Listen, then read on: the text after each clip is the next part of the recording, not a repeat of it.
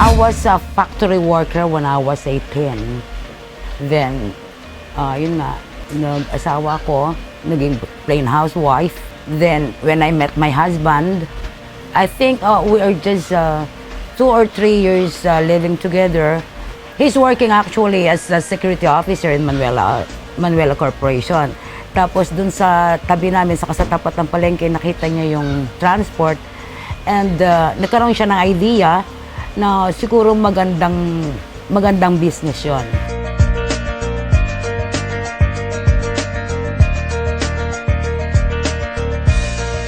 Actually, tanong muna yung husband ko kung anong magandang vehicle na gamitin para sa transport.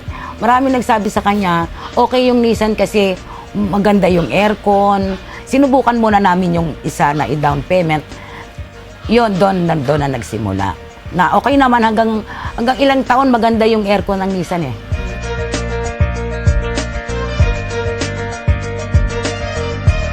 As far as UV Express, it's comfortable, and at the same time, yun nga, usually yung sa aircon, malakas siya.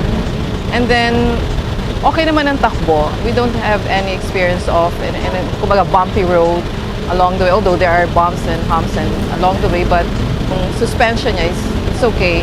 Among all the passengers, what we need in a van is yung malakas yung aircon kasi it is a long ride and we pay so much. We should be experiencing that kind of service from the van.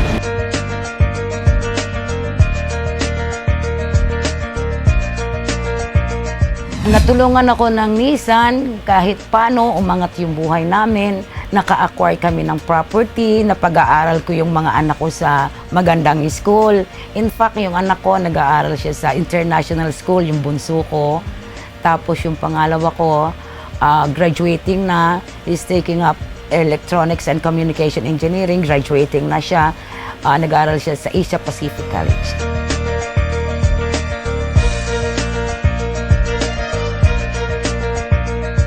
Sa ngayon, ang unit namin, 10 na. Yung 3 pang UV. Tapos yung 5 namin nasa company. Tapos yung iba rito nasa bahay kasi may mga kliyente kami sa labas, yun ang pinangrerenta namin.